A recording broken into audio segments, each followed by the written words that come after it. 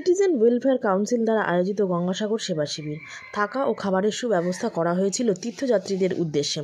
গত 15 তারিখ সন্ধ্যায় লিট্টি চোখার আয়োজন করা হয় পৌষ পার্বণ উপলক্ষে। এই কর্মসূচি গ্রহণ করা হয়েছিল। এদিন সন্ধ্যায় বিশেষ অতিথিরা উপস্থিত হয়েছিলেন।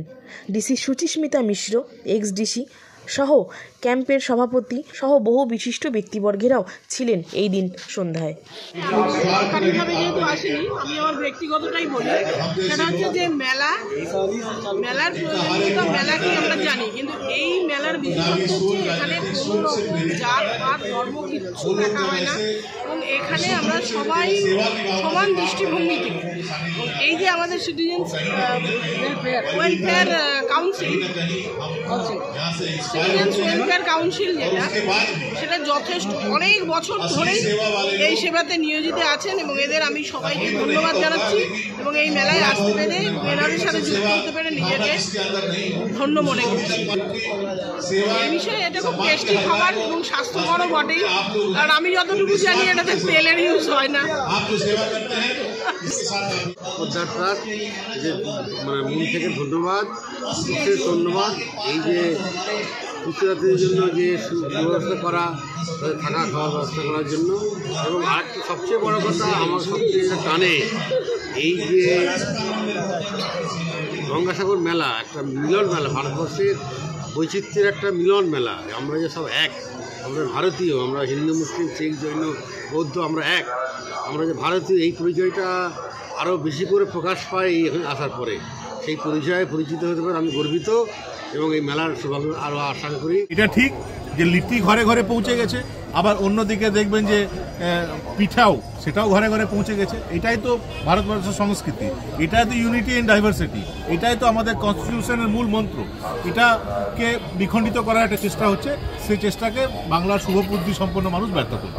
তাহলে আজকে পৌষ পার্বণ হিসেবে আজকে সকাল থেকে কি হলো? আজকে সকালে আমরা কাল থেকে ব্যবস্থা হয়েছে, কালকে ভালো নারকেল আনা, নারকেলওয়ালা যেন ভালো নারকেল দেয়, নারকেল নাড়ু ঘরে করানো, পিঠে করানো, সকালে দই চিড়ে খাওয়া, তারপর পিঠে খাওয়া, রাত্রে গিয়ে আবার খিচুড়ি খাওয়া হবে। এটাই হবে।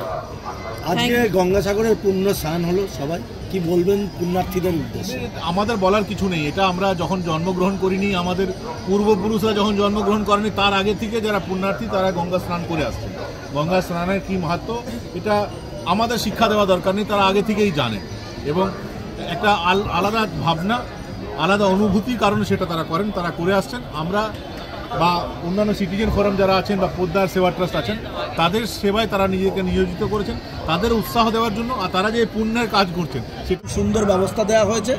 আজকে একটা আলাদা লিট্টি চোখারও আয়োজন করা হয়েছে। সব মিলিয়ে পুণ্যার্থীদেরকে নিয়ে আজকে কি বলবেন? কিছু বলার নেই, এটা কোনো নতুন করে হচ্ছে না, এটা আমাদের প্রতি বছরই হয়। এটা লিট্টি চোখাটা এখন নতুন করে মানে একটা বেরিয়েছে, সব জায়গায় লিট্টি চোখা এখন হচ্ছে। সেই জন্য আমাদের এখানেও মানে আমরাও 5-6 বছর থেকে এটা লিট্টি চোখা আয়োজন করছি।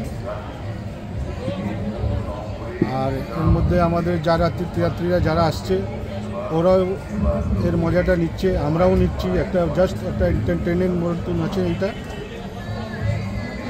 আপনাদের সংস্থার উদ্যোগে আর কি কাজ করা হয়? আমরা ব্লাড ডোনেশন করি, গণেশ পুজো করি, ছোট বাচ্চাদের বই খাতা এসব ডিস্ট্রিবিউশন করি আমরা। আরও যেরকম যে মানে প্রয়োজন হয় ওটা আমরা করি। আপনার নামটা?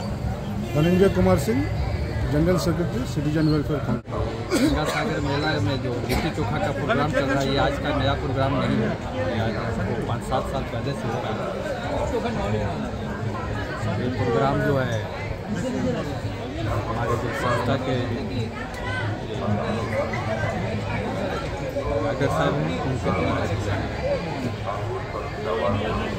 भी हमारे संस्था में काम होता है, जैसे ब्लड डोनेशन का काम होता है, छोटे बच्चे को लिए इंजेक्शन आर्टिस्ट होता है, उसको देने का प्रोग्राम है। और भी पहले, इसके पहले हम लोग ईद में शरबत का प्रोग्राम करते थे, और भी करते थे कि जैसे कोई बच्चे गरीब है अपने पाड़ा में या अगल बगल, तो उनके शादी विवाह में जो भी हम लोग